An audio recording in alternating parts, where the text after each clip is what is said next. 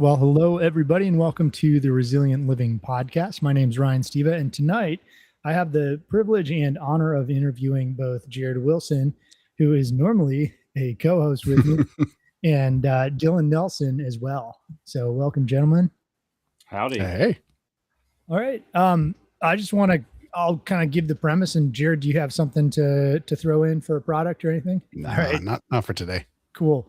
So the premise here is that I get to interview the two of you because you both actually run small, independent brick and mortar stores. And it's really something that our communities need more of, but it's a really hard go. And I see that watching Jared build, you build out your store.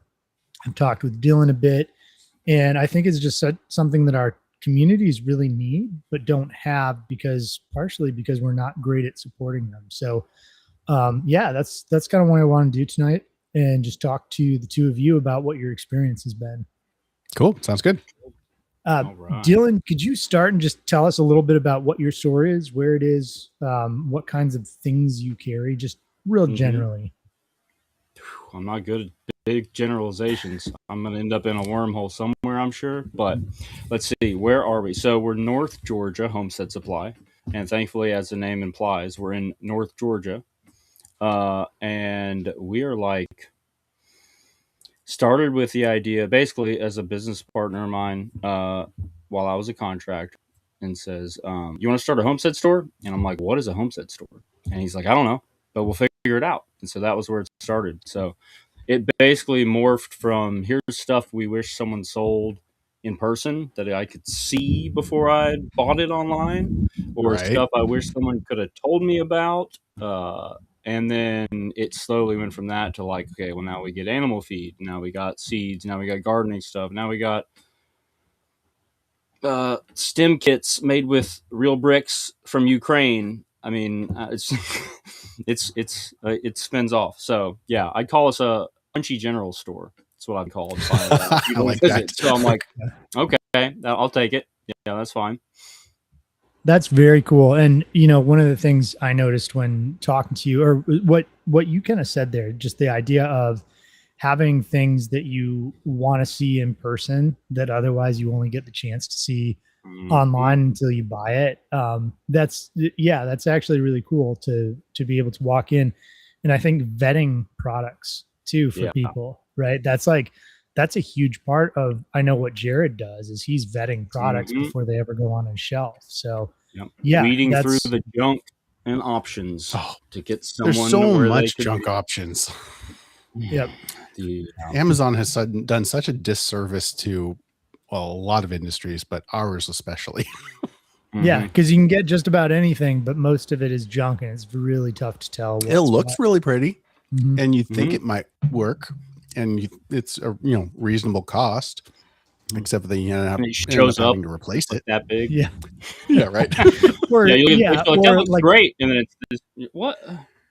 Oh. Like I was installing a couple of different small off-grid solar arrays today, and I'm thinking we bought these breakers. It's like $15 or something. I'm like, do I really trust?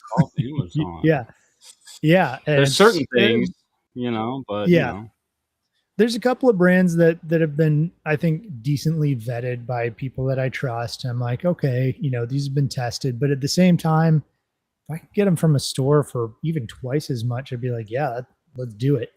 So Anyways, Jared, why don't you tell us a little bit about your store? I'm sure some of our viewers already know, but give us a rundown of kind of what you cover. Sure. So grew up playing out in the woods a lot, and so camping and hunting and fishing, and so when we started the business, we were trying to figure out what we wanted to, and we actually really talked a lot about with kind of what you're doing of having more of the homestead type of equipment, but I don't really have a big voice in that area because I don't have a lot of experience in there. So I leaned into my strengths. So a lot of knives. I was a custom knife maker for a while, so I love knives. So there's a plethora of SEs and don't do Benchmade, but that's just because Benchmade's a pain to deal with, and I don't want to deal with them. I don't let them in for the exact same reason. Gerber, CRKT. I try to get American-made manufacturers. Obviously, can't many of them completely out there. exactly because there's not a lot of American to steel find. anymore. Yeah. So then I've got a plethora of books covering a lot of those topics where, from survival, like old military handbooks, the survival handbooks, through all of the medical stuff, because that's what I ended up in the medical career. So I was, 15 years biomedical engineer. So medical stuff, is important to me. So I have like full med kits and tourniquets and coagulants, like hemostatic wound sprays and stuff like that. And then 3-4 months ago now, I got my FFL. So now we're doing firearms sales and gunsmithing, which has been wonderful and amazing, which led to my changing store hours. So if you come by the store, we're Wednesday through Saturday, 10 to 6 now, because I needed another day to do gunsmithing work, which is awesome. Uninterrupted. Nice. Yeah, uninterrupted, I'm sure. That's the big difference. Well, between homeschooling, it's, yeah. Awesome. Well, okay, you guys can choose who wants to answer this one first. But one of the things I was a bit curious about is what has been a product that has surprised you that you've either ended up carrying because people wanted, or that you were carrying and more people bought than you thought would? I got a couple in mind. If you want, go for it. You can think for a while. Yeah, go for it, Dillon. Let's see. So classes for one. So that was like from the beginning. Sweet. Something that we were going to do was like, and also we were like, 2023. So 3 years out of the whole COVID time, so to speak. Yes. And we were kind of like, I could see the collective loss of social skills and community that seemed to follow it. And I was like, man, people need to be doing stuff with other people in person, because that is a skill we can't do without. Not for long. You can only live in the cabin in the woods so long before, it gets a little hairy. So that was a big part of it. And then just finding out like how many things, I'm a very, what would we call it? Multifaceted, chronic hobbyist who bails out at about 80 to 90% competency. So I have a lot of skill sets. What's that?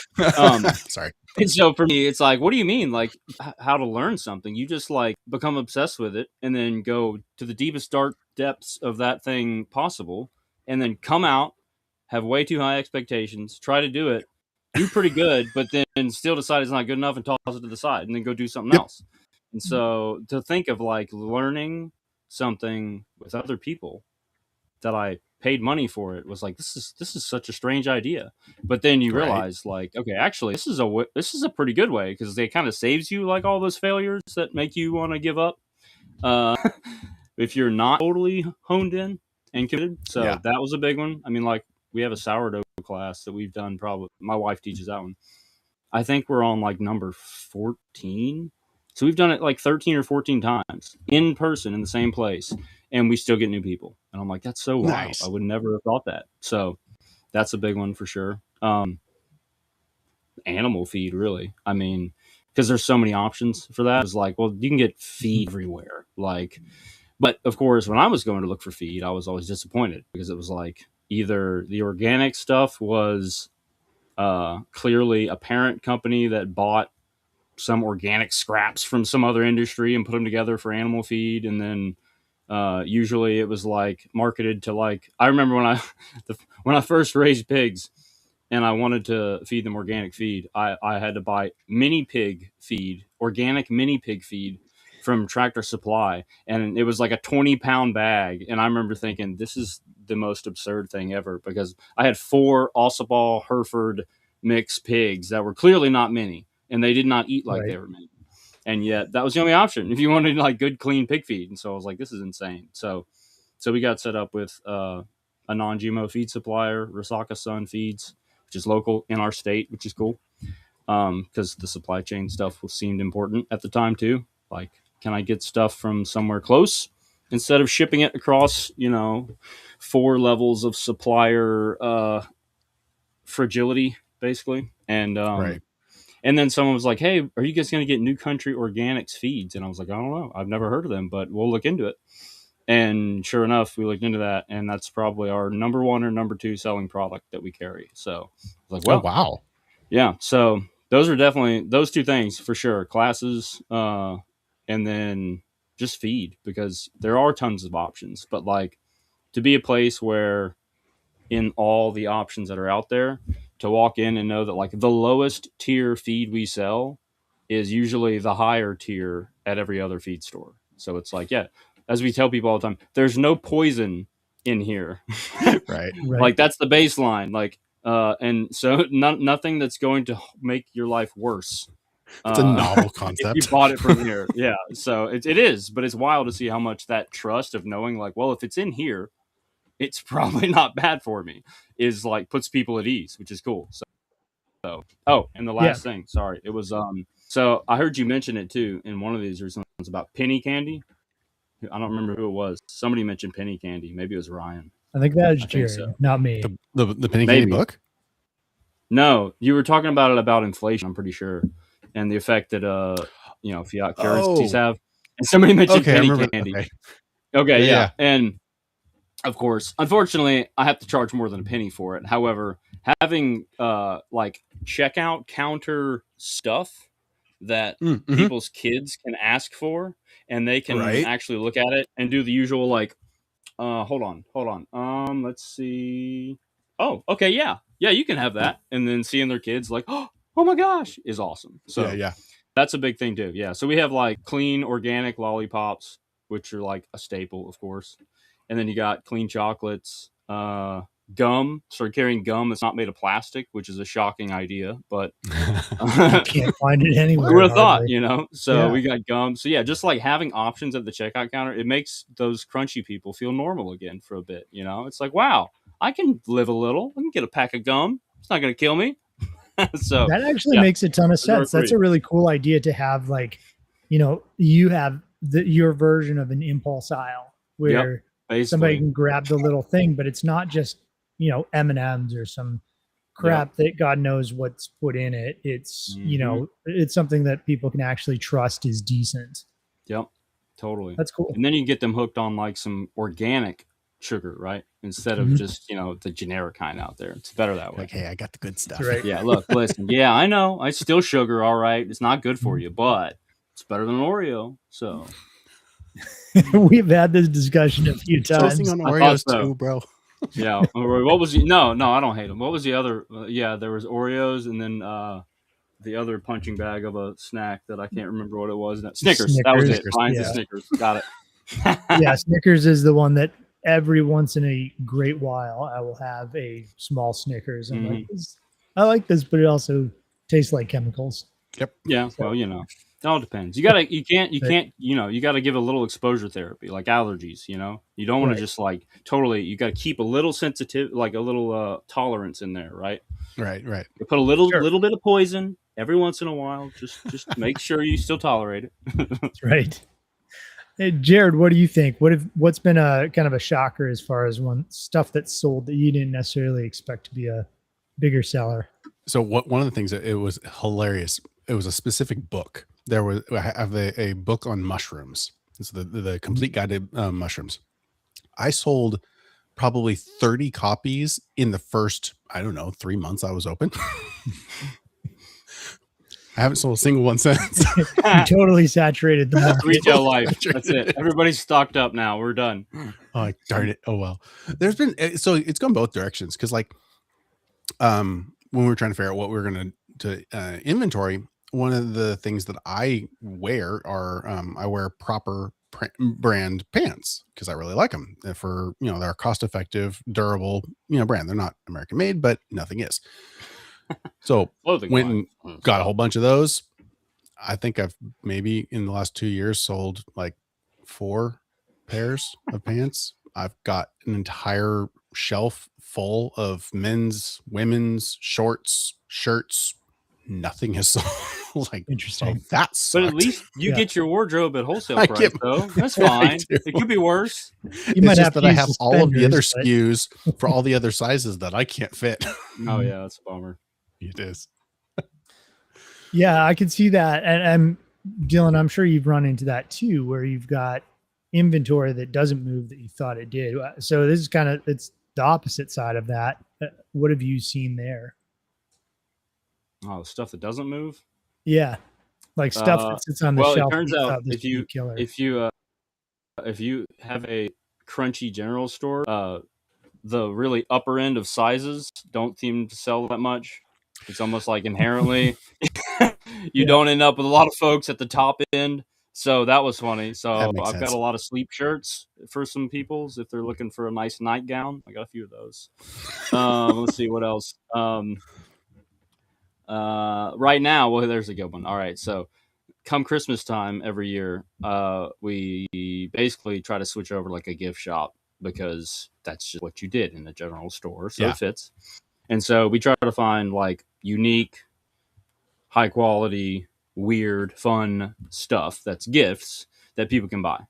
And one of those that I already alluded to was these building kits that are like actual bricks. So they're like made out of actual brick. And there's some that are actually like cinder blocks, like it's legit masonry, and you can glue them together and build stuff out of them. And I thought they were the coolest thing ever. And so I got like a couple different varieties. And thankfully, most of it connected, except for the one kit I thought was the coolest, which was a miniature pallet with an entire pallet worth of miniature bricks stacked onto it. So it's like a pallet of bricks. And I'm like, oh my gosh, this is the coolest thing ever. You can build like anything with it. It's just a pallet of bricks. So I currently have like 5 out of the 6. I think I gave one away actually to someone who looked like they were interested the other day. They were like, this is cool. I'm like, please take it. Do you want it? Yours. You can have it. It's free. Yeah, just take it. It's fine. So they were stoked about it. But a smaller market for tiny bricks, turns out, than I thought. But overall, You could just drop off the pallet at a mini Antifa riot. Ooh, well, see, someone asked me that the other day. They said, well, you guys been using these for starting riots? I'm like, I don't think it'd go far. They're pretty tiny. Like one step, they would, it'd be the end of it. But yeah, it'd be a different thing. I'll have to get some tiny riot shields. Okay, well, we'll look into that. We'll pursue that one later. Just an idea. Lego riot. There you go. Right. Let's see. So that was one of them for sure. What else have we sat on for a while? Hunting stuff, believe it or not. Because, yeah, which is surprising, but I think it's just the whole I've also learned guys aren't great shoppers. We don't really plan much at all, and usually when we need something, it's because we're like, crap, I don't have this thing, I have to have it. Right. And so it's also not usually the times that I want to be at work, which is 10 a.m. to 6 p.m. turns out. And so a lot of our regular hunting inventory we started out with, I sold off at cost about a year in because, some of it stuck, but most of it was just realizing that, the guys that are going to pick up stuff like that, stuff like, you think, targets, some modern, it's more of the modern stuff, like modern archery stuff, modern safety type gear, things like that. We sell ammo. That's fine because that's another kind of impulsy thing to where you're like, man, I do need a box of 22 long rifle. Okay, let me grab one of those, and that's fine. But yeah, the other stuff, it was just realizing that in the world of archery, for example, that's modern. It's those guys are buying the newest stuff every time it comes out, way ahead of knowing what they want. Already researched it. They're not going to walk in somewhere and decide to buy it. It's just not going to happen. And so we gave up on that realm. And then we ended up becoming a dealer for Three Rivers Archery and selling trad stuff because I was personally interested in trad archery and built bows and that stuff. So, all right, that fits with our customer. It's more organic, so it fits. So that stuff sells fine. So it's just figuring that out. But yeah, the whole first couple years, I feel like, is just a journey of learning about what people actually buy versus what you think they might buy and it not being the same thing. So. Well, yeah, for me, we had just moved down to this area because we lived up in Cookeville, which is, a fairly, well-established, bigger, down here between Sparta and Spencer, this is old school Tennessee. And I didn't know what the difference was. I'm learning. Yeah, the expectations are very different. The way of life is very different. I mean, I've got 18-year-old kids that come in and they grew up hunting for dinner, like legitimately going, oh, look, there's a squirrel. Hey, look, we got supper. No, Not one, I mean, not just one squirrel. That ain't gonna no, make no, it. yeah, right. Gotta bring them more than that. Right. So yeah, it's been real interesting learning the culture of the area and what they actually want. One of my friends, he defined it as, this is brown gun country, not black gun country. So, which is really a bummer because I love designing and building ARs. But not a big, you can put huge wood need on in them. this area. Huh? Yeah. You can put wood on them. Whoops make some amazing Look. aftermarket bolt-on kits. They're amazing. I have to look into that because Yeah, WOOX. WOOX. It'd be cool if it was wood. They're beautiful. Walnuts. Oh, they're gorgeous. Oh. Yeah, I was going to bring up this comment by Vic, and he was curious about the Homestead store, Sparta, just west of 111. So, Vic, I think you're talking about the Farmer's Storehouse, if I'm not mistaken. And yeah, they're still there. I actually know John personally. I had dinner with John 2 nights ago. Oh, very cool. Yeah, good guy. I think they are planning on expanding down by Franklin, actually. He's got lots of things in the works. Yeah, their biggest thing is clean grain for humans. Yeah. Mm-hmm. And then they have some other odds and ends in high quality food. But yeah, you're right. It's a bit posh for sure, but they've got a good bougie there. as they could say. Yeah, it's one way to put it. That's right. Yeah. But yeah, if you want clean grain, Farmer's Storehouse in Sparta it's kind of an odd spot, Sparta to, but he's made it work. Mm-hmm. It's probably got a good distribution line somewhere near a good interstate or train track, or that grain's one of those things where it's like, we sell grain. Yeah, we sell grains. And that's what we've been realizing with that. It's one of those products that it's all about the logistics because you're moving a perishable, heavy thing without a whole lot of value. So right. Challenging for sure. Yeah. Yep. Margins suck on that, don't they? Well, it's about in line with anything else you sell as a feed store, like feed. And I was talking to somebody about that the other day. I said, turns out if you sell real things, there's no way to cheat a bunch of extra money out of it. It's a real thing that required real production and real work, and therefore you can't make not real money off of it, which is a bummer, but it's just the way it is. Right. So don't start a homestead store if you're trying to get rich. It's not the path. You gotta stick with something else. Yeah. All right. So Jared, maybe you could start this one off, but what role has community played in the success and value of your store? Everything. I mean, everything. So we did a big push on Facebook to try and get, some surface area. Didn't go anywhere. We spent a lot of money. Didn't get anything. I had just a few people who were well connected in the community are like, oh dude, I really like this. Let me share it. And overnight we gained hundreds of followers. It was insane. And community was everything. And so that's been one of the best things for me is, Dillon, you'd mentioned, teaching classes. So I got to teach a women's handgun safety class. We had, 22 women show up. It was great.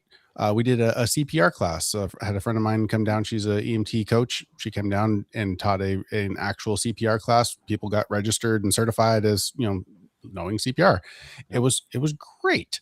And that's been wonderful for the community. And they've responded very positively, and they want more. They every time I talk to anybody, like, when are you going to do another class? I'm like, well, what kind of class? Like, I don't care. Well, just teach something. It's like, oh, okay. Like, you know, blacksmithing, right? I'm like, yeah. Like, well, teach that. Like, what? Like, that's the random. Okay. So yeah, I mean, it's been great.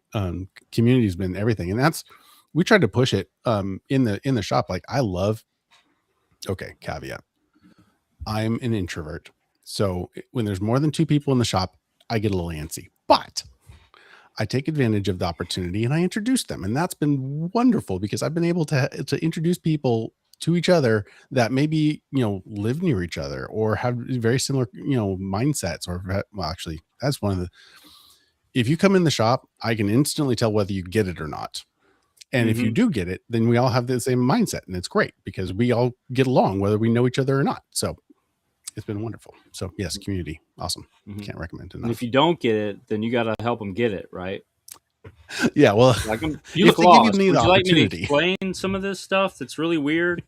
Like, it is. Let me help you make sense of this foreign land you're in here with all this stuffs.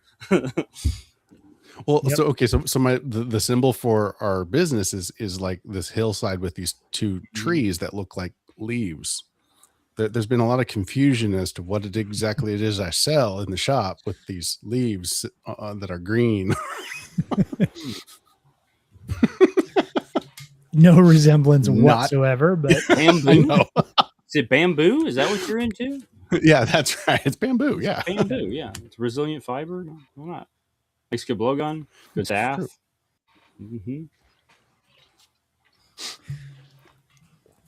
Sorry, I'm not going to cut Dillon, you. how about you? What have you?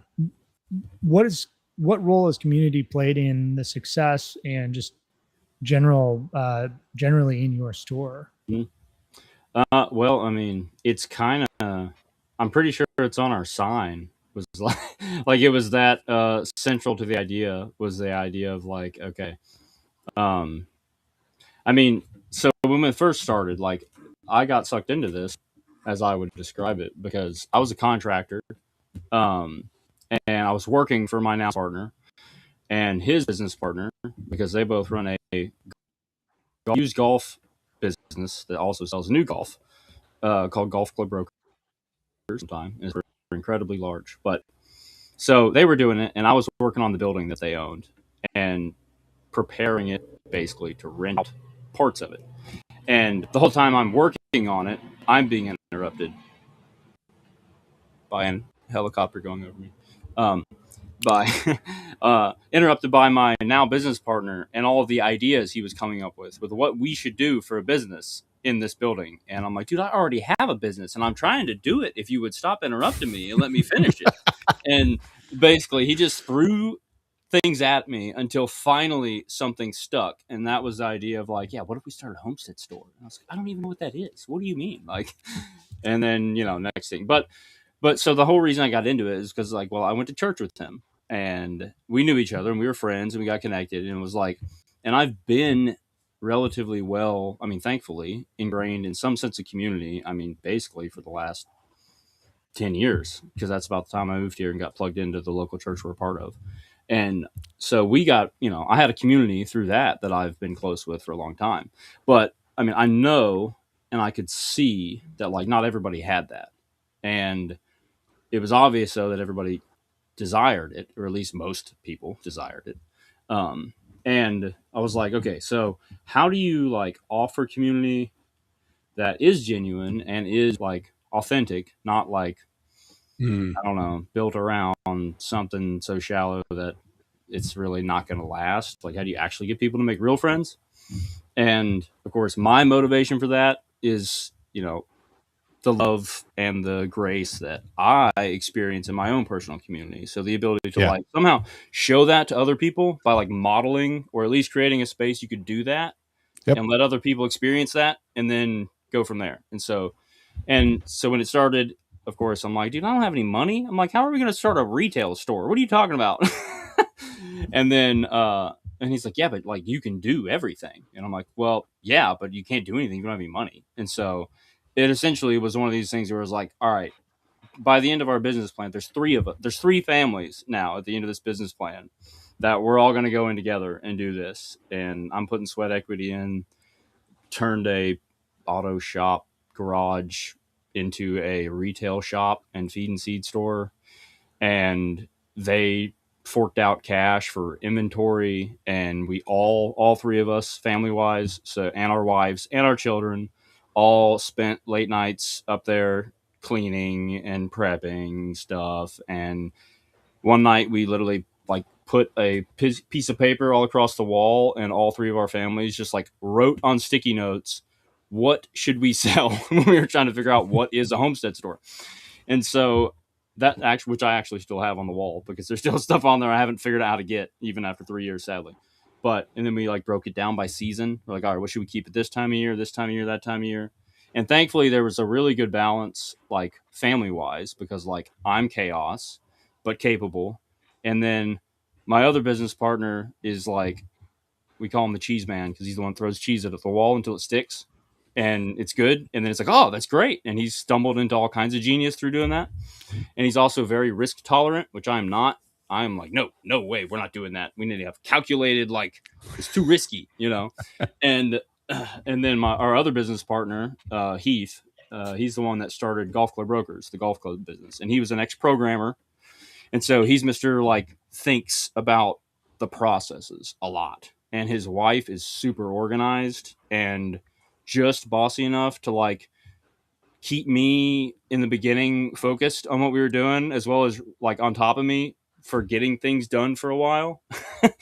And also she's super community driven and did our social media basically for the first like I bet she did at least 2 years of doing that, of building that up organically, like from nothing to a ton. And like, because I'm like, I suck at social media. I'm not, people are, you can clearly tell if you go back in our timeline at the point I started doing and taking over social media, because the content production dropped steeply downhill.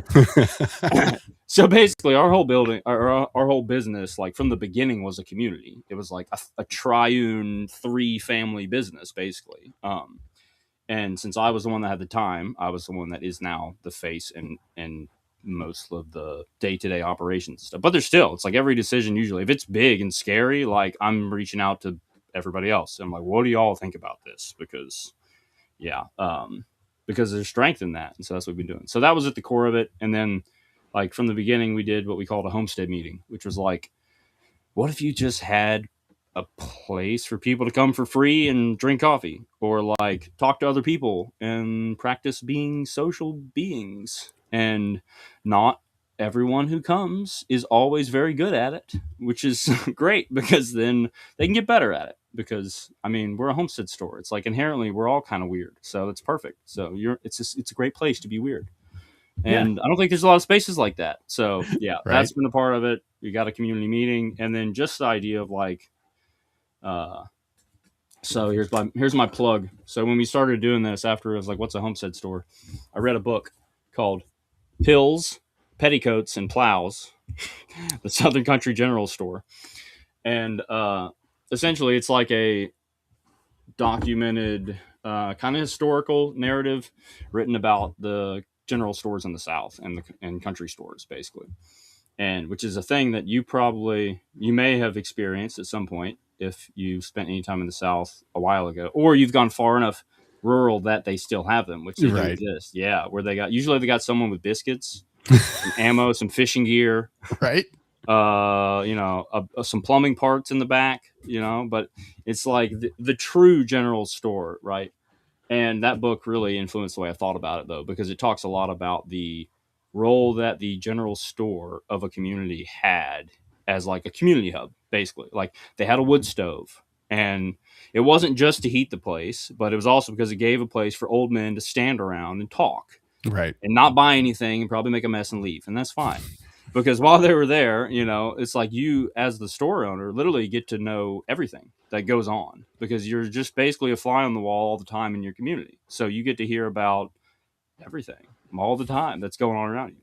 But that doesn't exist anymore. Like people get a fake sense of that, I think, by like Facebook and social media. Yeah. But it's so filtered. And the things that are going to get talked about are always driven by being upsetting or clickbait. Basically, it's the only two ways. So a real place to hear locally what's going on seemed very important to still have, and those really don't exist. I mean, if you're in a city like I lived in Athens for a while with my wife while she was going to school, and like in the city it's like, well, you got the breakfast places and the bars, and like you go talk to the same bartender, and they'll give you the catch up on what's going on. But like, yeah, rural towns, like the general store was the only place. So you went there. They knew everybody. If you needed a recommendation, you go in there and say, hey, do you know where I can find somebody who's a good plumber? And they're like, yeah, do not hire so-and-so. He still owes me hundreds of dollars. Oh, that's good to know. Because they also kept books on everybody and how much they owed for credit. So they knew how people's finances were even. So like the store keep role was like I don't know, like the pastor almost sometimes in the rural areas. Like they knew everybody's business and yet had to manage it carefully and respectfully. So I think that inherently though people kind of still want that. And so it seems like people have responded to still wanting that, which is cool. So yeah, that was a big part of it. Yeah, the idea that you're a place that doesn't just sell stuff, but like you're a place that like the community kind of stays in all the time. So Yeah, and would probably rally behind if you needed something too. right, yeah, and when something happens to somebody that's part of the community, somewhere where people can tell each other about it, and hey, so and so needs help at their, someone's cow has to be milked at least once a day, or else there's major consequences. So the homestead store guy knows who buys dairy feed and who knows how to do that directly. So it's like, okay, yeah, I can know somebody. Yeah, reach out. Yeah, you broke your leg, you got to go to the hospital, whatever. Like, I know somebody who could help you out for a couple of days. I think that's awesome. Yep. We got a couple of comments here. Colton Moore says hello there. So thank you. Hi, how are you doing? And Ratha says, does Dillon have a pickle barrel? Man, I wish I could. I know what it is. I do know what it is. I'm sure that the Georgia Department of Ag would have a fit if I did have a pickle barrel. An open vat of vegetables in a brine. I mean, it sounds rad. I would totally do it if I could. However, I could make a figurative pickle barrel. Is that kind of like the egg jar on Simpsons? Probably, yeah. I'm sure the egg jar is the like surviving remnant of it. But yeah, I mean, the pickle barrel was basically a barrel with a wooden top, and it had vinegar and pickles in it, and you just came in there and grabbed you a pickle right out the community barrel, Right. And no one cared. Same as the Cracker Barrel, by the way. That was also what that was the barrel full of crackers where you get your pack of crackers out of. So, how you could do the pickle barrel is I do have pickling kits, though. I will say that. I do have pickling kits, so you can create your own small pickle barrel with a kit for resale. Good plug. No, I mean, if you gave the pickles away for free, if you didn't charge for them. Oh, I love a little legal jujitsu as much as anybody. Believe me. Yeah. I love definitions. Yeah. Sir, this is not a pickle that you bought. You bought a bag. It just happened to have a pickle in it. I don't know how that happened. It's just free with the bag. You bought this $2 bag. Yeah. That's right. That just happens to fit a pickle really well. It's weird. I don't know how it got in there. Cool. Yeah, I think community, it's hard to overemphasize how important community is. I think there's this big push and idea towards like self-reliance, self-sufficiency. And the reality is we really do need other people, and we need, look at the Amish or the Mennonite, and they've got communities. Everybody doesn't do everything. Yeah. You've got different people who specialize. There's grain mills, there's sawmills, there's, the people who raise out the starts for seeds. And, there's all these different little niches and businesses. And even within that, they're inviting people in from the community to bring in outside, cash from outside, essentially. So nobody really exists in a vacuum. It's a myth. I think the idea is that we can hit this escape velocity and get into orbit and do it ourselves. I don't want to need anybody. Well, I that fallacy was broken right out of the gate. As soon as I learned I couldn't grow coffee in our climate, I was like, well, that's it. I'm done. Take the caffeine away. I'm useless. So I can do all kinds of things, but if I can't, so I did plant a tea bush, thankfully. That I can grow. I can grow that, but it'd be a lot of having grown a tea bush takes a lot of tea bushes to make a cup of tea. Yeah, and you probably don't want to sit there chewing on a leaf from a Yupon holly all day long. No, the vomitoria. Right. No, I'm good. Right. I know that variety. No, don't want that one.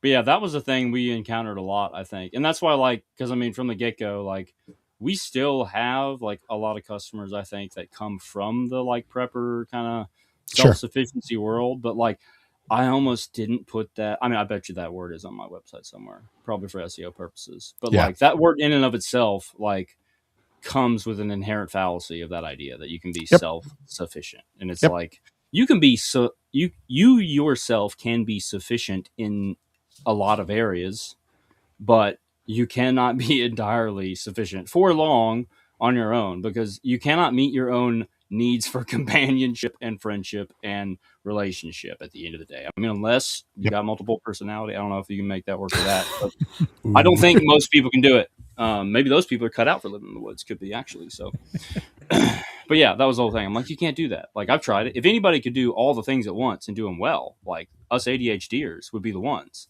And Right. even us, we're like, no, I can't. There's too much. There's way too much to do. And I don't like it all.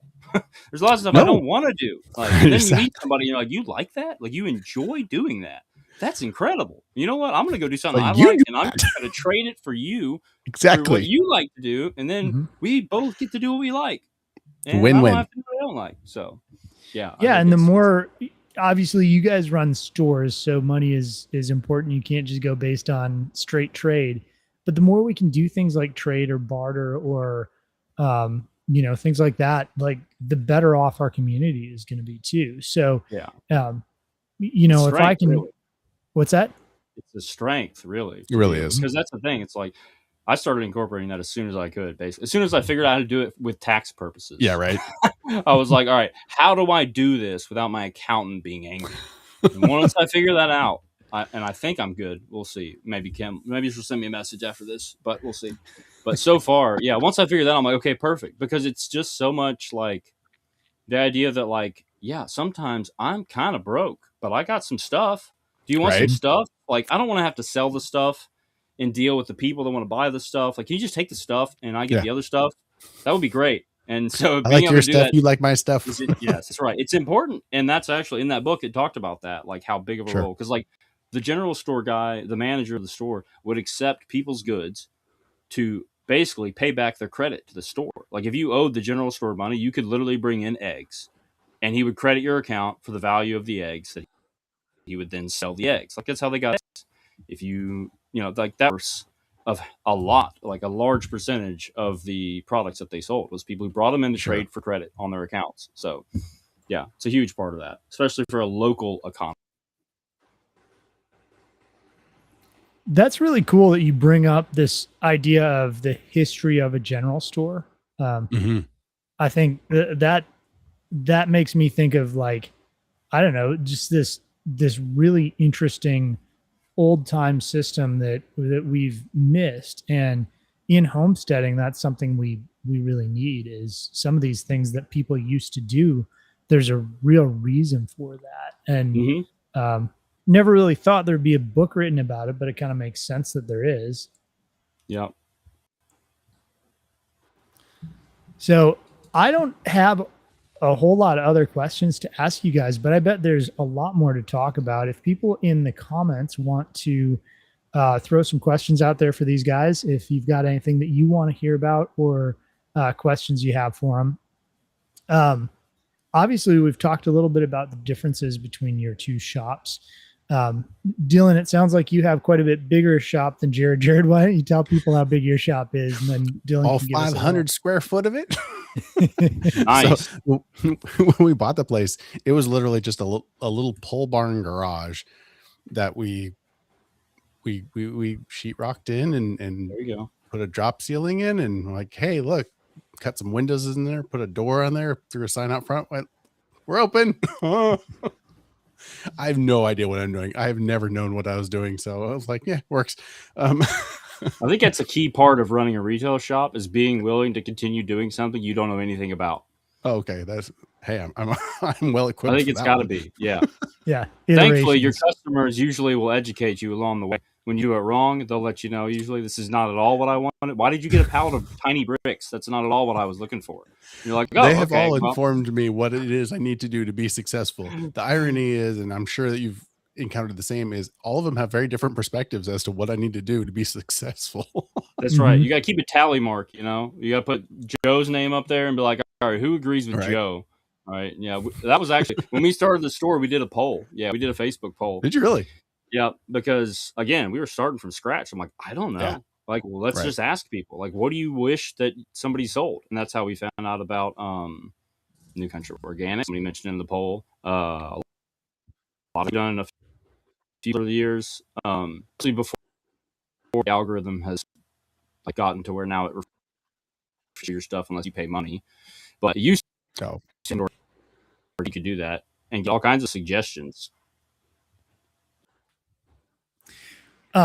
Yeah, that actually makes me think of like it'd be kind of fun to have on your counter a poll that people, That would be- whiteboard or something where Right. people they come in and they can put their check mark next to, doesn't even have to do with products, just something interesting. right. It'd be kind of fun. Dylan, how big is your shop? I think we might have lost him. Uh-oh. I like this comment. I wanted to jump on it. The weirdest product request from a customer. I had a gal come in and want an airsoft gun. Okay, technically, back up. She wanted to solve a problem. She has a small arena where she does like equestrian arena, but for kids.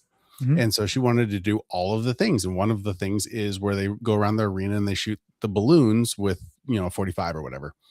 And she wanted that, but for kids. And I'm like, well, what about airsoft? And she knew nothing about airsoft. So I went ahead and found her an airsoft gun that was a perfect replica of an old Colt's, single action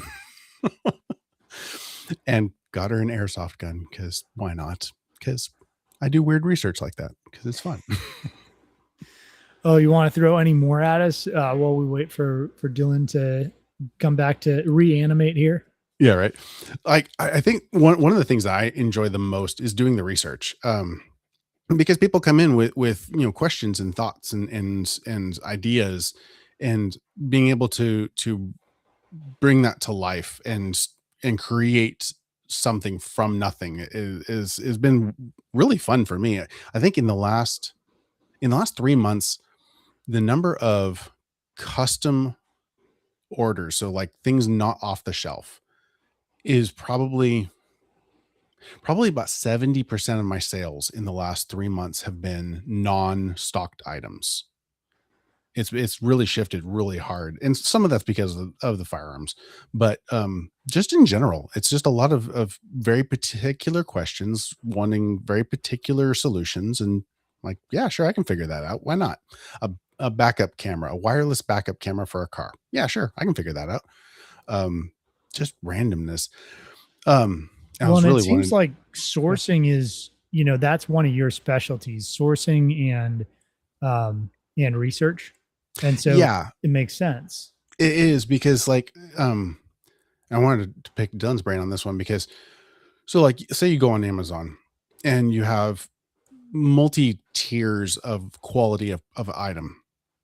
When I look at the, it's like, oh, this has 4.7 stars. It's $20. This one only has 4 stars and it's $40. Obviously the cheaper one's better. Well, not necessarily, because the type of person who's going to buy the higher tier item has a higher requirement of that item.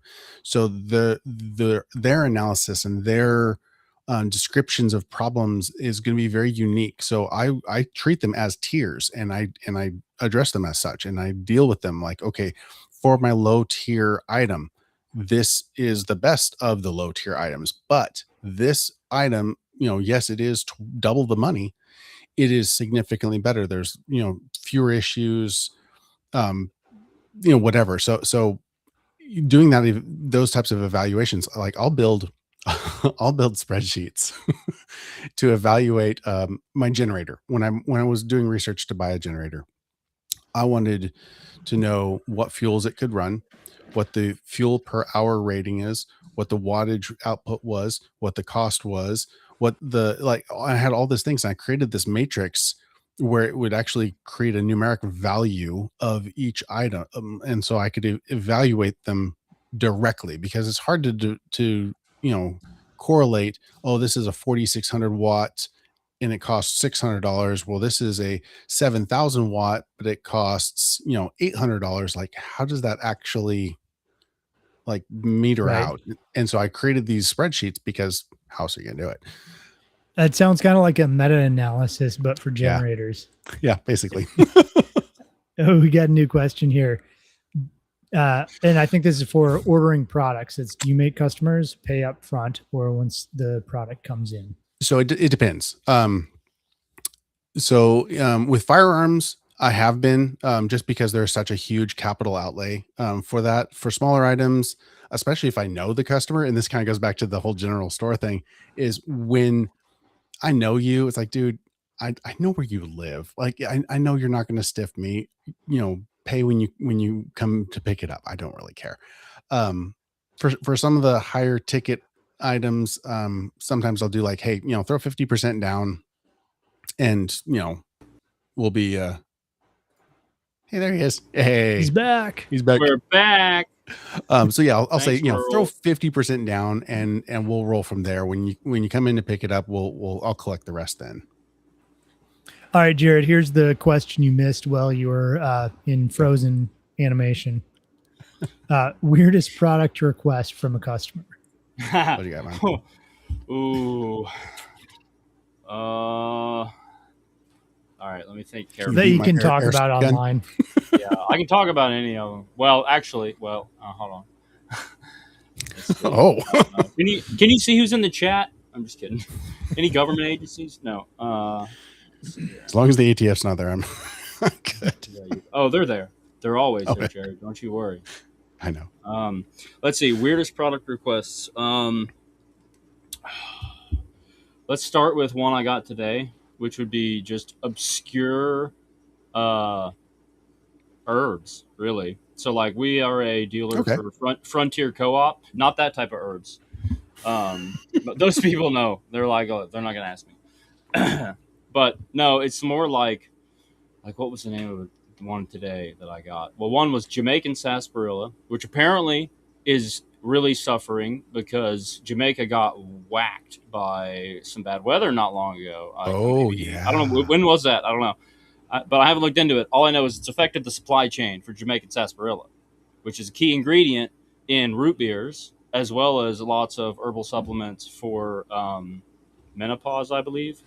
So either way, all I know is all I can get is Indian sarsaparilla, and that will not cut it, as I found out.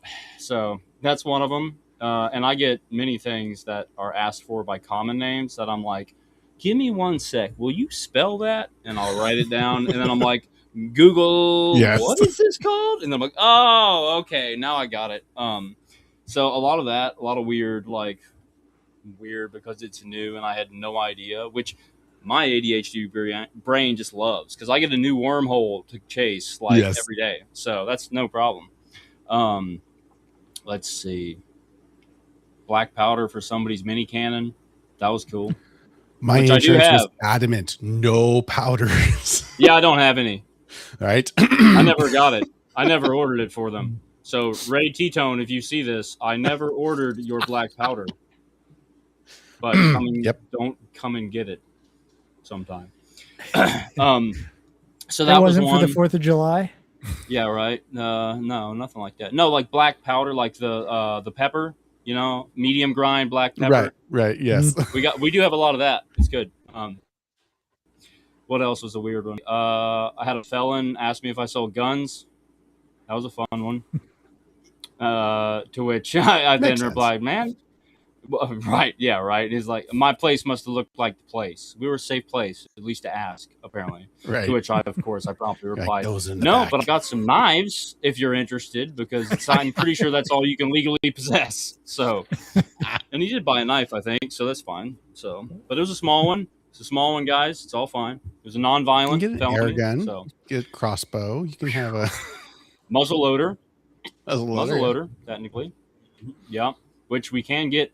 Build your own muzzleloader kits from Three Rivers Archery that I have yet to cash in, but I'm dying to. They got a pistol one.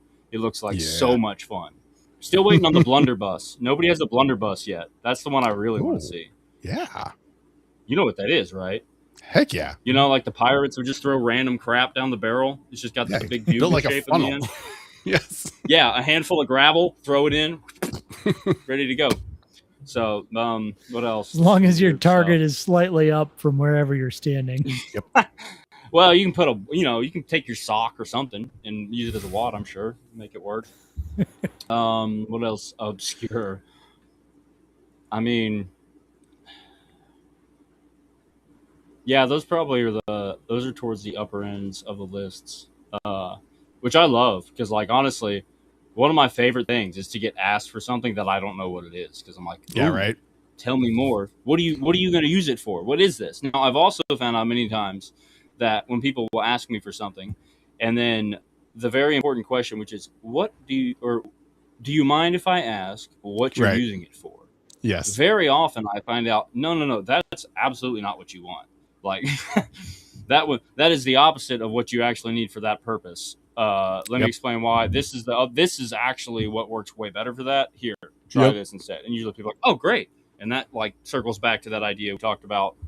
I think we were live, maybe not. I don't remember, but about like, yeah, the plethora of options online Oh without yeah. any guidance or like what you call it, sheepdogging, no sheepdogging to actually get you to what should be used. And so that's just we so yeah, lots. But I love getting weird requests for stuff that I have no idea what it is. It's great. Yeah. Lots of And garden. that Oh, brings up a seeds. Lots of seeds. Oh yeah. Seeds that I've seeds. never heard of. Especially beans. There are more types of beans than you could imagine. White half runners, white full runners, pole beans, bush beans, uh, cow Dragon peas, southern beans. Yeah. beans, northern beans, Yeah. white beans, black beans, brown beans, speckled beans, all the beans, and it's never the right ones. I'm sorry, guys. I can never find the right beans, but one day I'll get them all. But yeah, seed varieties and plants. Those are some other weird ones. But yeah, that's about it. You bring up a really interesting point in that, like, one of the things that I think all of us, so me included, doing homestead consulting, like, really need to always be honing as a skill is asking the right questions. And I think it's lost on our society because, all you see is people going, you're making an assumption and dogpiling. Yep. And it's either like, I put out a video that I keep complaining about because it was like a really simple Chinesium pump, powered pump for fuel. And it's like, I know what it is. It's Chinesium. It's like 30-40 bucks. It's going to break eventually. And like, all I got was, what a wuss. You can't lift a gas can. That'll break in a week. If you can't do that, you shouldn't drive a tractor. Oh gosh. Just like all the garbage. And it's like, well, there's a lot of people out there who can't lift a gas can, and giving them an option. Mm-hmm. Another is I work really hard, and having like a 2-minute break to fill my gas can instead of spilling diesel on myself while I'm holding it over my head and all over my tractor. And then, trying to navigate those terrible safety nozzles that never function correctly. Yes. Don't get me started on those, man. Terrible. So you bypass all of that. And I'm like, yeah, I've got a funnel. If the Chinesium pump stops working, who cares? I've got a funnel. I can make it work.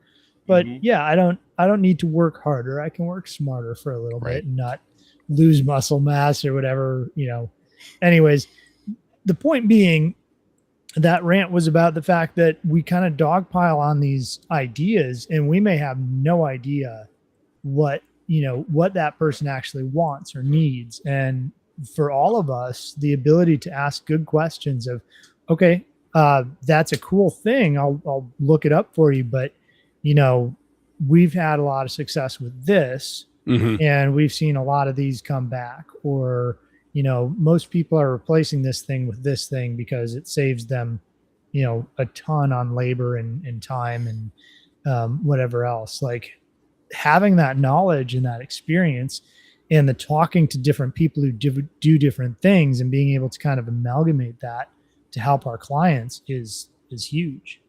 Yeah. And I think that's the other thing that I think I definitely have taken away from like being in retail was just like the overall loss of salesmanship. Like how like we equate being a salesman with like going to the car dealer and like being, stalked by like a panther basically when you're there. Yeah, right. Like just knowing they're looking for you. God, don't let them see me. They're gonna be after me. And then realizing they're like, no, a good selling, like is basically just finding out, what does someone need? Like, Yep. what are they looking, What what are problem they are they trying trying to to solve? accomplish, and how do you help them accomplish that? It's Yep. literally that simple half the time. And yeah, it usually starts with that question: is what are you trying to accomplish? And if they don't know, okay, well, that's a good place to go back to. Like for us, I'm like, all right, well, here's our library about with lots of books that at least can give you some ideas of what you do and do not want to do. You know, so like Right. you got to decide that before you do it. Definitely. So that's a big part of it. And then, I mean, I think that I luckily was in some jobs that were awful jobs, and yet happened to have some people that worked with me in those awful jobs that were great salesmen, and at the very least, like, gave a crap about what they did. Sure. And I feel like I learned, like, I worked at AutoZone for a while selling auto parts out of high school, and like, which is kind of like a homestead store. You have people who come in, usually they say something might be the right word for it. You're not really sure. You Yeah, just yeah. have to like get context clues for long enough to then partially diagnose what they're talking about and then help them fix it. And that whole thing. But like, I worked with some guys that were awesome, and it's because and that was really what it is. It's because they genuinely loved cars Yeah. and working on things. And you got 20% off as an employee on your own parts, which definitely affected my being hired there. And but like, they cared. And so like, when someone came in, like, they gave an effort to actually do a good job. And I Sure. think that in the world of retail, the world of sales, the world of like merchandising, the world of products, all of that, it's like most people just don't care anymore because it's not essential anymore in the way that online sales and indirect sales work. Whereas in person, it's like, yeah, if I do a bad job, you know where I am. Like 40 hours a week, you can come find me at any point and tell me Right. how terrible this thing was I gave you. And because of that, I'm not going to sell you something terrible. And if I accidentally do, I'll probably make it totally right for you. And that's where Yeah. a lot of the trust comes back in of an in-person place, is like, people start to realize that.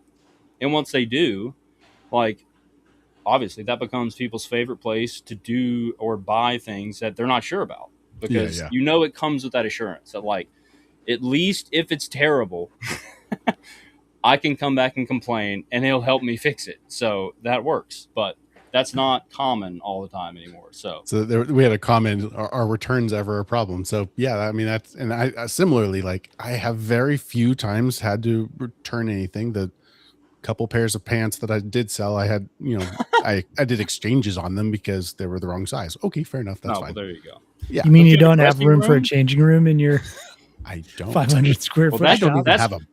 bathroom. That's what you need. That's what you're missing to sell your clothes, That's man. what it is. Look, we guys will just risk it. We'll give it a shot. But no, you got to get you a changing room in there. Yeah. Just a Yeah. a little curtain, just bring it Yeah. out Curtain in around the corner. That'll make them feel very comfortable to change clothes, I'm sure, in there. Dillon, you bring up a really good point too, that like one of the reasons these small shops are so valuable is because you have to have the trust of the community. Yeah. If you start That's the real selling, commodity. if you sell a crap product, refuse to return it, like Done. that spreads through. You're done. You're basically done. You're done in a community for sure, because it's and- people. Like, they tell people. Yeah. And Amazon can deliver crap loads of garbage and people keep using them, right? But Yeah. if you try that, you're done. Yeah. And so there's there's a huge value just in, I think when there's community, there's this balancing, there's guardrails just inherently in the system. Yep. Because if you cross those guardrails, we're not dealing with you anymore. Yeah. There's a direct, immediate negative consequence that is lost whenever you scale beyond that.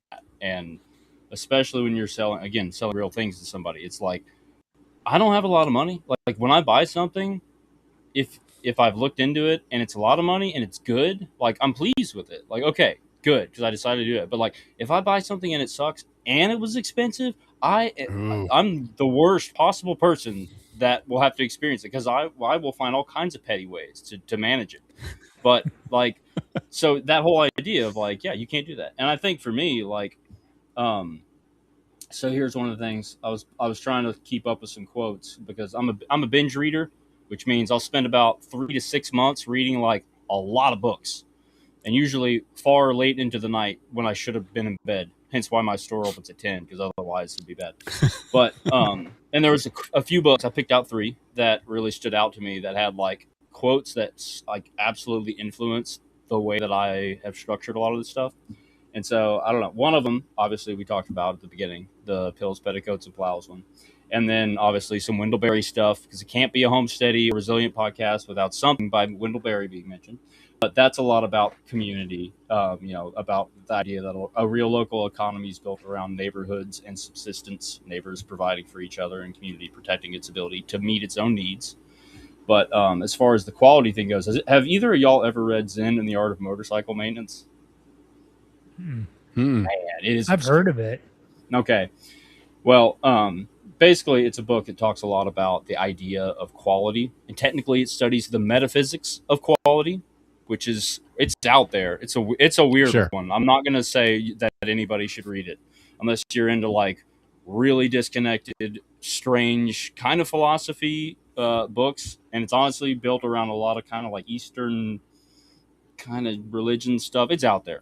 However, he wrestles with a very important topic, I think, which was that idea of what is quality and the fact that everyone inherently seems to understand and recognize it, especially when they don't experience it and they expect to experience it. Ooh. And the fact that that quality, if you ask someone to write it down, what is it? Like they could attribute a few words, and yet somehow if they pick something up that they don't know anything about, they may have never used it, don't even know its purpose. But if it was something that was made with the intention of quality by the person that created it, it inherently somehow passes through. Right. So you pick it up and you go, I don't know what this is, but this is really cool. Like this feels good, or this looks cool, or this is something like, so there's these traits of quality, and there's the idea of the romantic side of making things, and then the classical side. And like with homesteading, like there's the romantic side of homesteading, obviously, that is like, man, I'd love to have a farmhouse. Which, as a contractor, there is no farmhouse style. Just going to let you all know that's not a thing. It's not an architectural style. Usually that means it's a shack built out of junk, however. Yeah. But that idea Just of like, I went in the yard. That's right. Yeah. Don't look in there. Asbestos everywhere and lead too. And the idea that like, we have these ideas of what it would look like, obviously, and it's romanticized of what it looks like, which is fine because that gets you into it. It gives you a vision. But then there comes the work of doing the classical side of it, of like, okay, actually to acquire that beauty, it requires a long, steady pursuit of quality in the thing that you want. And that is hard and grueling at times. But that idea that it's still worth it. And so like that loops into the way that I think it's important to do good sales is like, yeah, it may take months to convert somebody sometimes to actually spend $1 on some things. However, if you've done that by building a quality relationship with that person, that even though it took months to get there, like once they're there, again, you've earned their trust and like you're their guy about stuff and they'll stick with you. Yeah. And so it's worth it. It's just, it's not romantic. Usually it's very frustrating sometimes and hard work, but at the end it's like it has value. So yeah, there's a weird obscure book reference for you to dig into one day. I like it. Actually, we may have just lost Dillon again. Oh, he's back. My goodness. That's quick. Look, guys, So I swear I'm even on a wired cable. I bought low voltage network cable tools before this just to learn that entire trade so I can have an actual cable connection for reliability, and here we go. But oh well, we did our best. Did you go with the A standard or the B standard? Oh, Ryan, that's really showing your end of the tism up corner of it. Well, you see, I started with the A because naturally it made far more sense. Like the color patterns made sense. I'm like, yeah, it should be stripy color, stripy color, stripy color. But because we're Americans, of course, we were like, nah, man, everybody else does that. Let's just switch it up. And then I had to come up with some mnemonic device to remember it in my head. Because again, if you remember the visual memory thing, Jared, I'm in like the second percentile, so I'm not going to remember what it's supposed to look like. There's no chance. I had to turn it into like I think it was like or what was it? I don't remember. It's like the equivalent of only big RG geese. Biv, right? Yeah, it was like only good geese something. I can't put my head to do it, but I did it be for the future sake of whoever else has to deal with it. Like my network engineer friend who helped me out with some of it along the way. I'm like, look, I'll comply. It makes no sense. Apparently, it doesn't even matter as long as both ends are the same. The dirty secret is it doesn't matter as long as you stick with the same one. You don't make same on either end. Yeah. Anyways, I think we might have just lost all of our viewership. Sweet. So all we had to do was talk about network cable, and next thing you know, gone. That's it. They're like, what? Cat cable? Ugh, I'm not. All right. So, Dillon, you kind of brought up an interesting point. I'm actually going to ask Jared this one first, or let him kind of riff on it. But how long did it take before you started noticing or actually getting meaningful business? Ooh, we had so when we started, it was we had an initial excitement, and so there was a big spike. So for the first 2 months, we were actually quite busy for a significant amount of time, and then it plummeted. And when I mean plummeted, I mean like I might have had a person in the shop once a week plummeted, like it died. And it was very sketchy. Terrifying.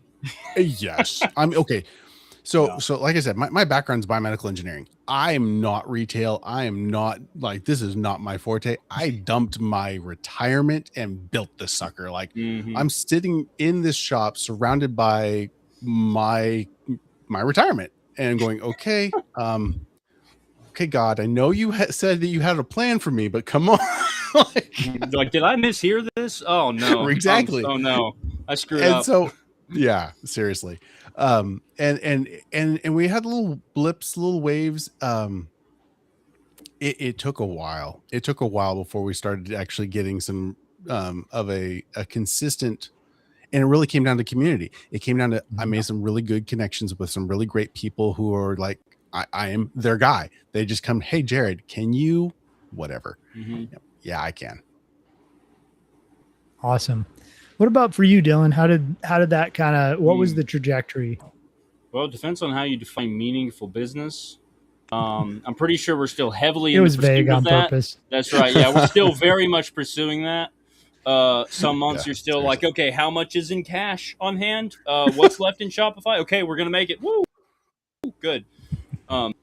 But I would say, I mean, again, thankfully, like it goes back to the fact that it's not just me, it's not just my family that started it. Like that would be, I can only imagine the stress associated with that, and just the burden of trying to do it all because you just can't. But like, thankfully, like I'm gonna shout out to Mackenzie for one, which is my business partner's wife. Like she just knows everybody. She just like she teaches everybody's kid music. Like she's plugged in all over the place, and she's just a super good networker. Like she meets people and knows people about things, and so because she was in charge of most of the social media and a lot of the promotion stuff, and I mean all of us as partners are also sharing it, but like she went all in. Like we got such a good initial traction that like thankfully like that I don't think that I have really seen a huge dip. Like we front loaded it really well because of that. So nice. I mean, we did a big grand opening, which was awesome, and pulled from basically all the resources that we, all three of us family wise, had as far as like other connections and people we knew at so-and-so, and recognized that like, yeah, we're going to have to be plugged in to everything. Like there's no other way we're going to Jared's got to look back in. He got unplugged for a bit. And because of that, maybe he went with the wrong standard. Maybe. Yeah, he's on A over there. It's never going to work.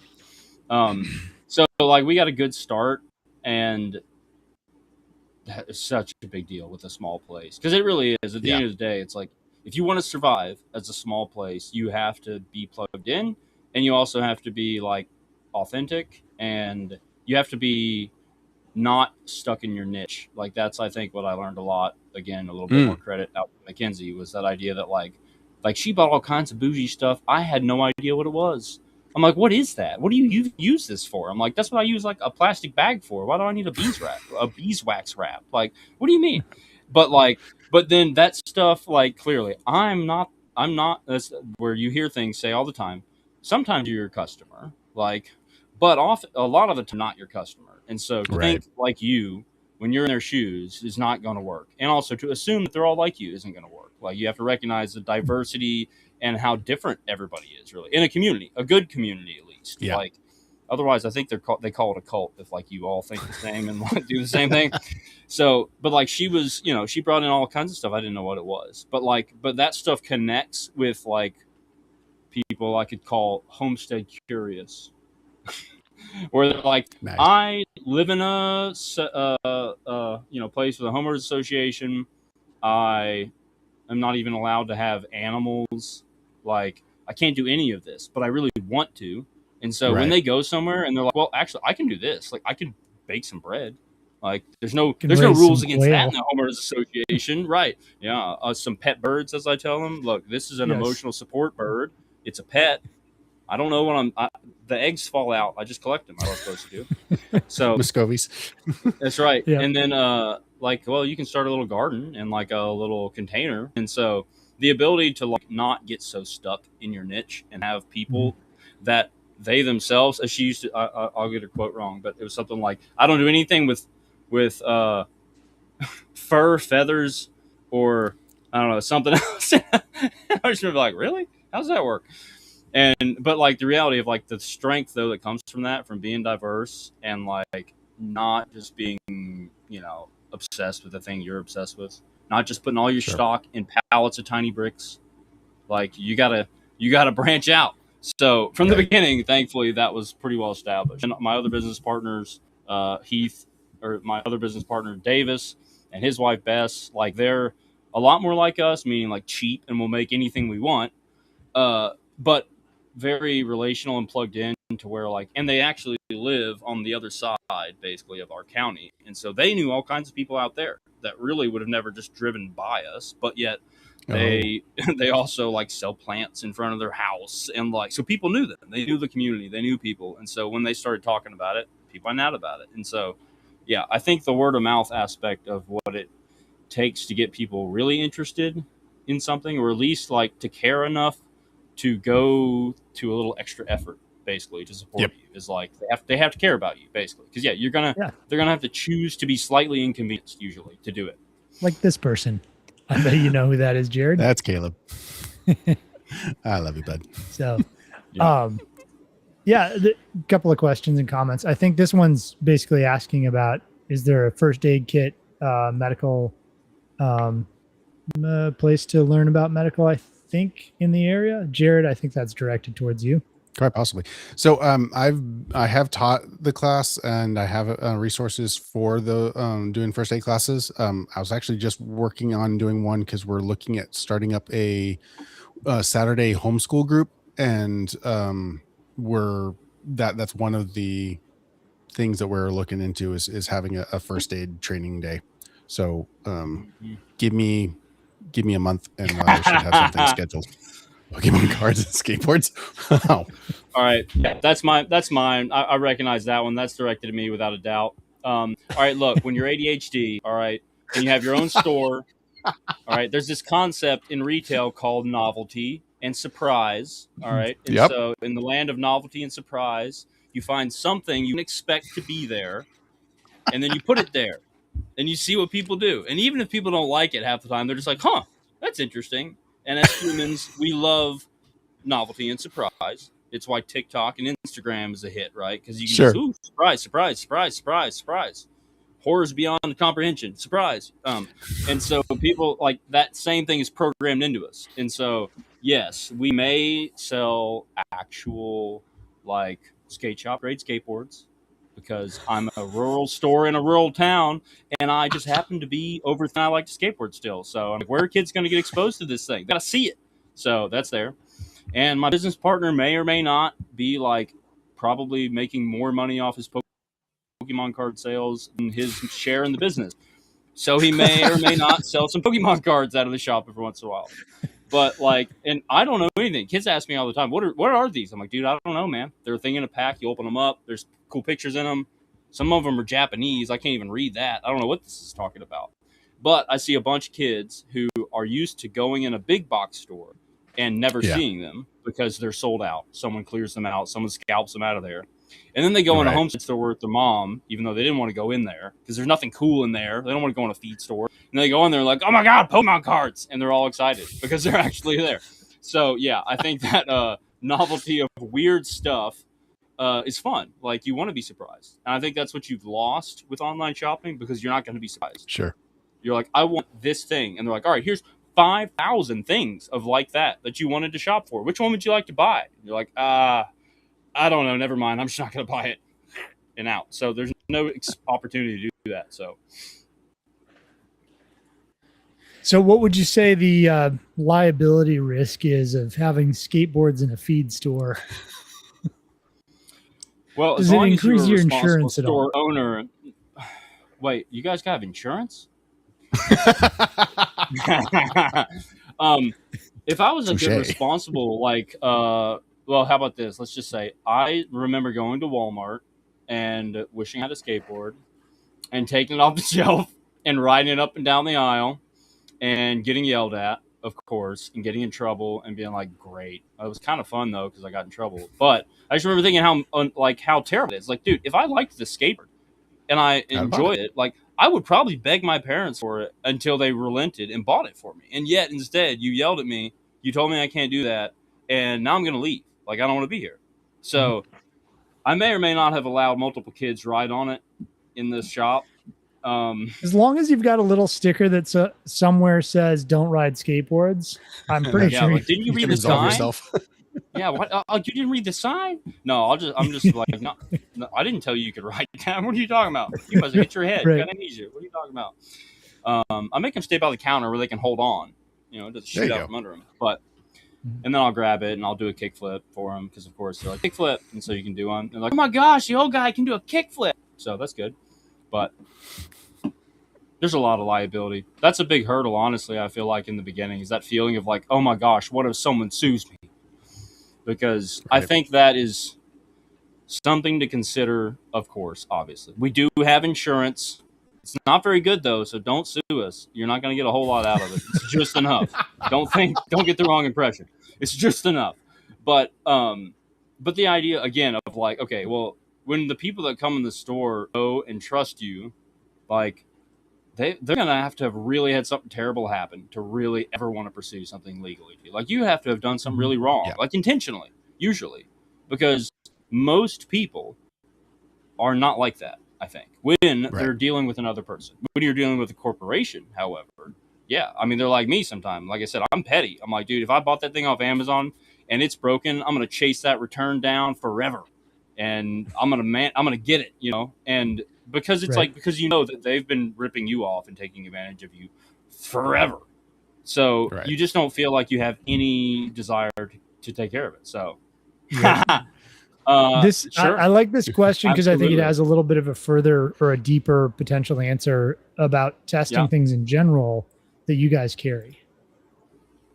Yeah. So here's the answer to that. Would be, no, I'm sure everybody knows. I do let them pull it back though. After inform, but that's the whole thing. It's like, well, you got to explain it to people.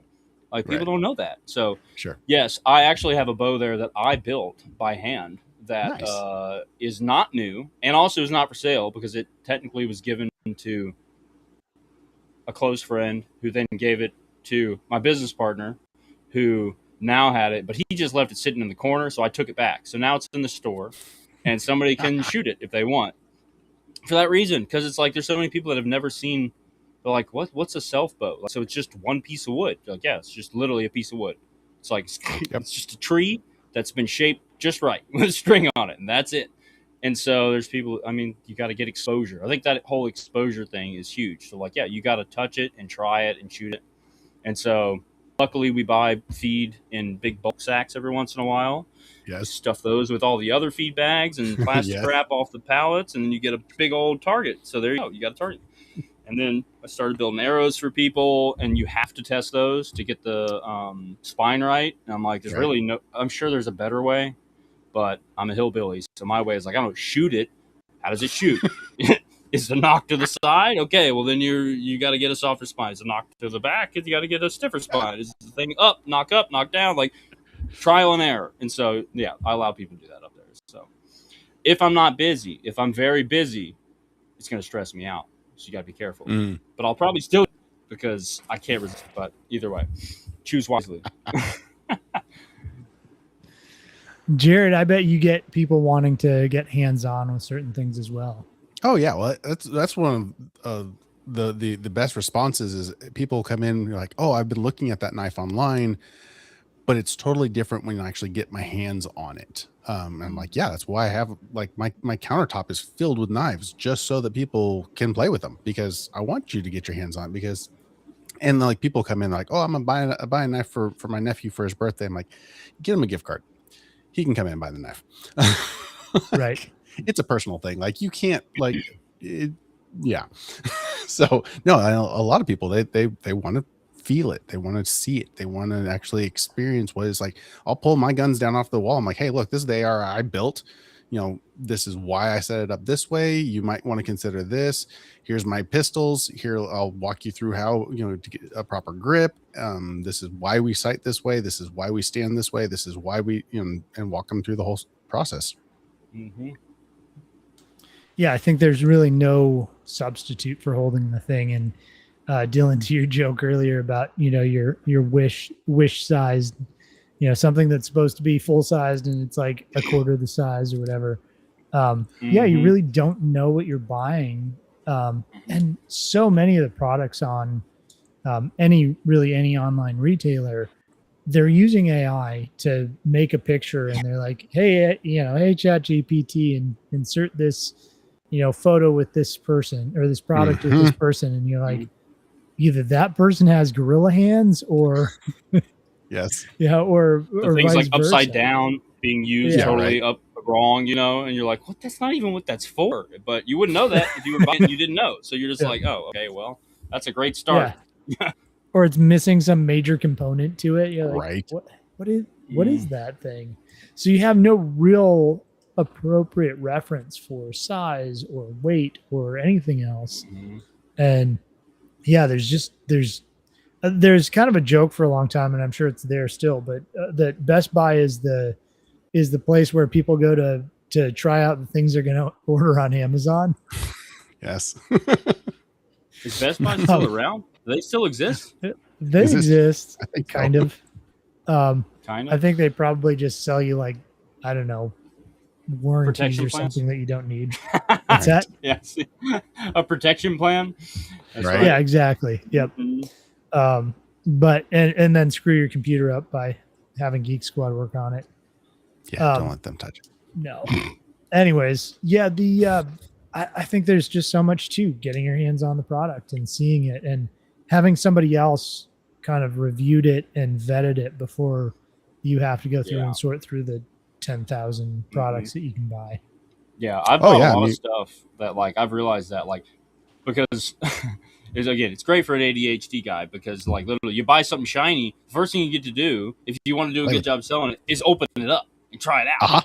You know, so you're like, all right, let's see if it's any good. But the number of times that I literally will buy something because it looks great, the price is right, the description's good, it's made by somebody good, and it comes in it, and I open the box and I pick it up and I'm like, oh, I don't like it already. And I'm like, all right, let me try to use it. And then I try to use it. And I'm like, this is junk. I'm like, God, it's junk. This is terrible. So then I'm like, I'm not selling it. I'm not putting it out there. Or it's like, all right, out there at like half of what it should be. So that at least when someone gets it and it's kind of not that good, they're like, well, it was cheap. And it kind of works. Yeah, you manage the expectation. A lot of stuff. That's right. Yeah, because that's what it should be. It's like, yeah, if it was cheap, okay, well, yeah, you've accepted the risk. But if it's like full price and it's terrible, that's awful. So yeah, there's a lot of stuff that I literally don't ever even put on the floor. Like I'll buy some of it and I'm like, oh, now I got to take this home and use it because I can't sell it and it's not good either. I'm stuck with it. Yeah, darn.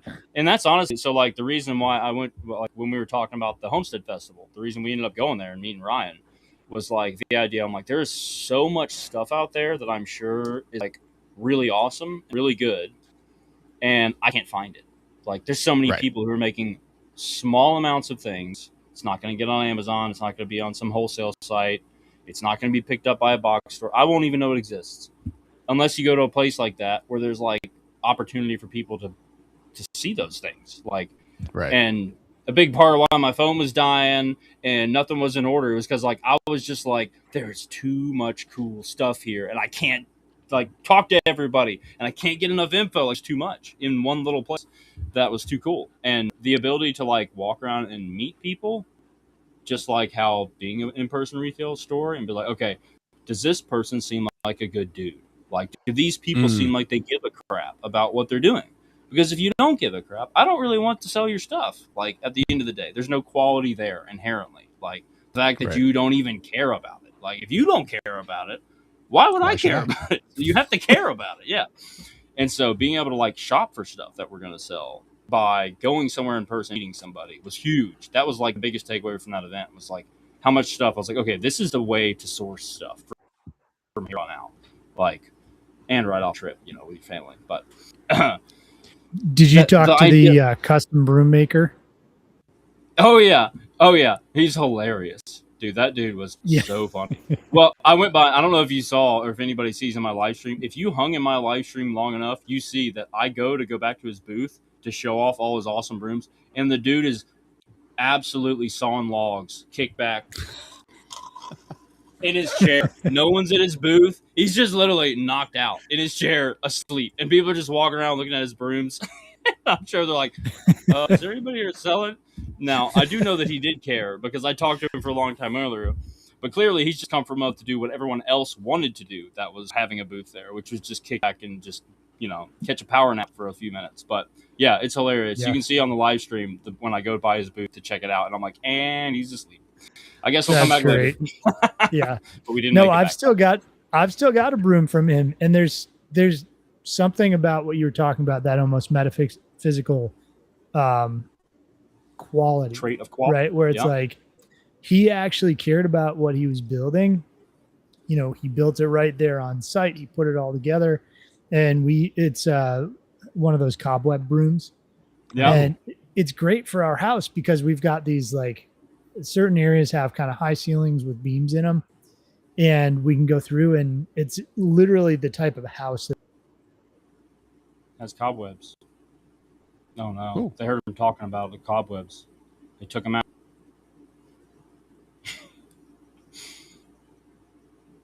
Oh well. I'm still here. Jared, can you hear me? Yeah, I can. Great. Well, now it's Brian's turn to get logged out and logged back in, apparently. Technical things. There he is. That's the storms? That's weird. Yes, that was. We just ATF. The ATF. After Jared. Probably. It's like, you're letting people pick up what in there?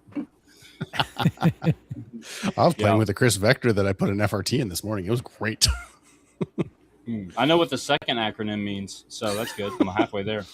Chris Vector that's right. Has a reciprocating mast that drops down so that there's no muzzle climb. So with an FRT, it shoots really, really fast and really, really flat. So kind of like a muzzle brake, but directional. So it actually has a physical mass. If you ever played like Call of Duty, you've probably seen it. It's this really weird, chunky looking thing. Fair enough. And so the mag is in front, the trigger's here, the barrel's actually low. And it has this big, huge counterweight that moves. It's a bizarre setup, but it works really well. That sounds something if you did a video of, you'd have people telling you like they told Ryan, dude, why don't you get some muscles, man? Why don't you hold your gun still? Come on, man. Just hold it. Shoot. Just manhandle it. Get some strength, man. Come on. Some forearms. Dude, pick up some feet bags. Build some forearms. The comment section on that video with Adam about the bees is wild. Like the number of people arguing. The number of people arguing like, well, he can't possibly be raising bees. I'm like, there's no way you can do it that way. It's not possible. Yeah. Well, no, bees are, and you know what? I'll give it to him because like I kept bees for like, I don't know, 7 months.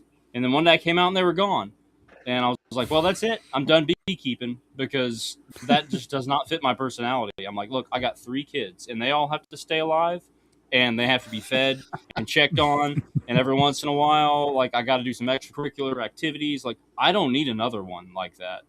Right. Now I don't get any honey from them, but still, yeah. The idea that like the people who make excellent beekeepers, almost everyone I know, super particular, super obsessive, super routine, super organized. So it makes sense that like if you start, it's probably like talking about trains or something. Like someone's going to show up in the comments and get it right. And those are honest. That's the guy you want. That's, you know, taking care of the bees, because guys like me, they're going to disappear like mine did.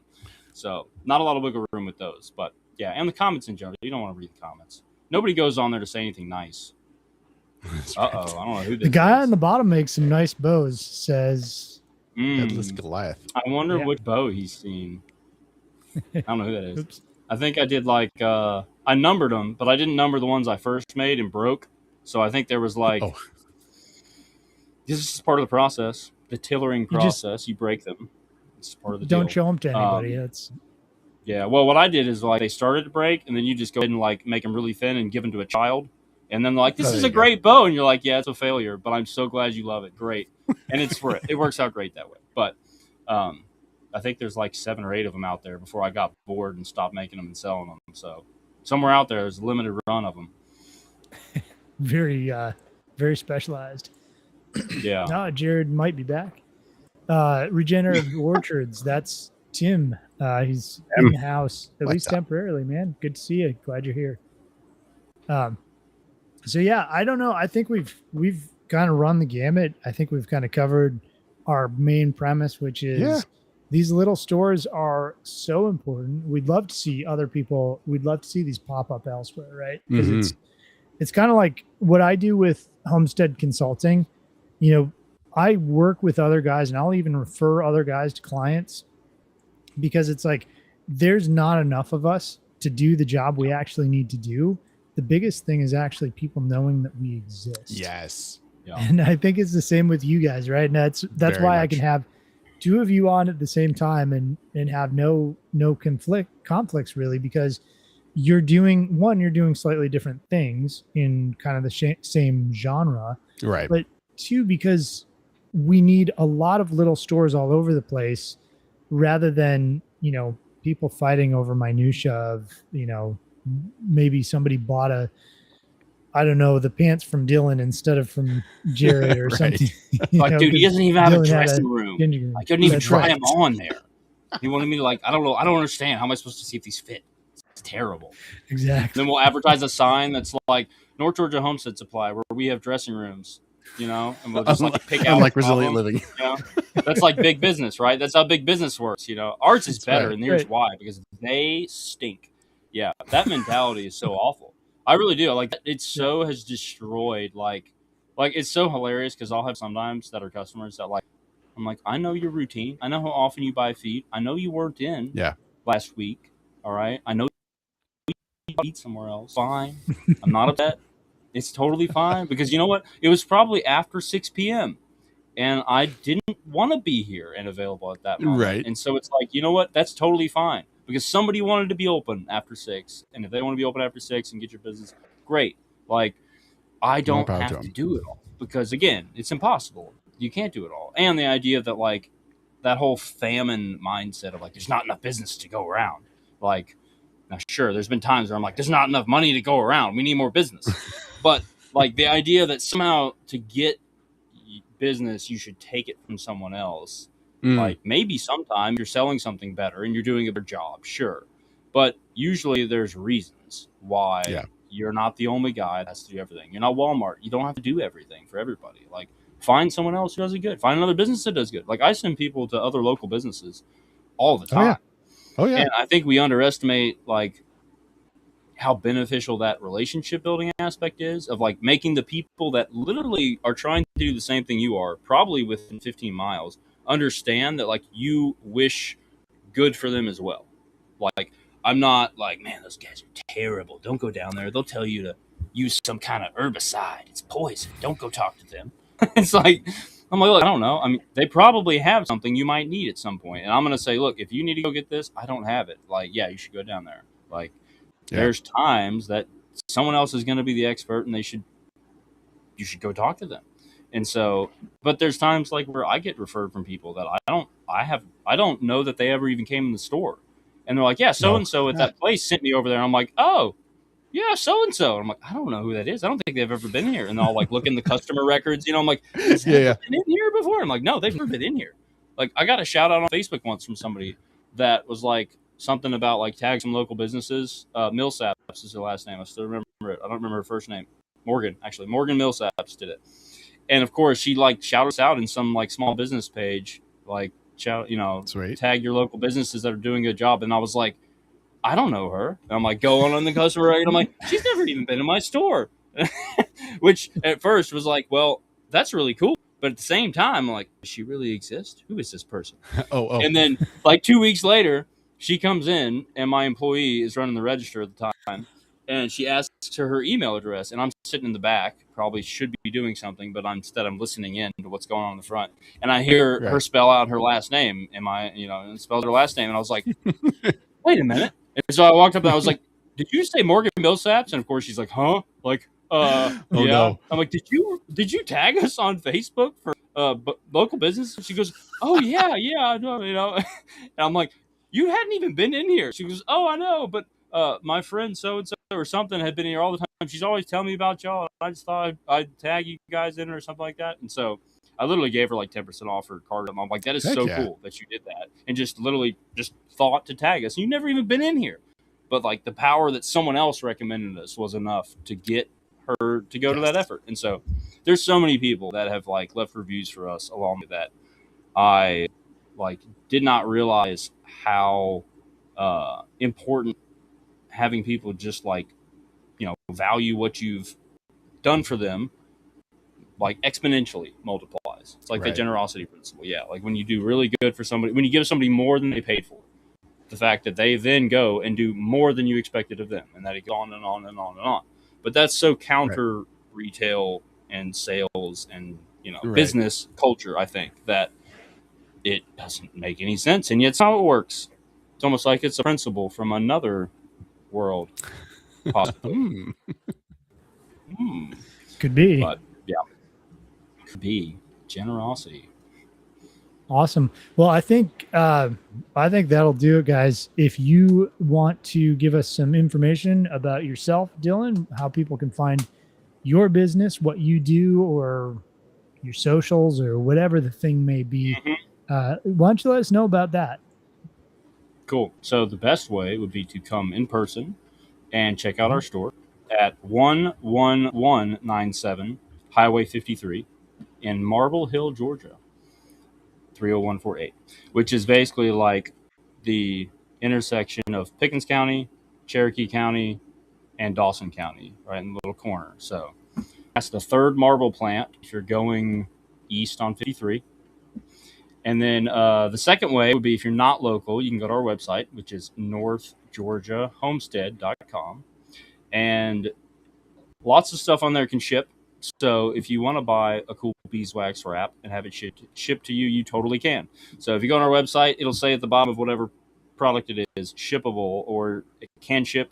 And then some stuff like 50-pound bags of feed, you don't want me to ship it to you because it's more expensive than feed. So that one, but you can buy online for in-store pick. So our website for that, we post our class schedules on there. So usually those pick back up in the fall because in the summer, most of us are families and we're all running ragged, cutting grass and running kids around. And so we don't do a lot of classes in the summer, but fall through spring, we're busy with stuff. So that'll pick back up. So that's listed on the website.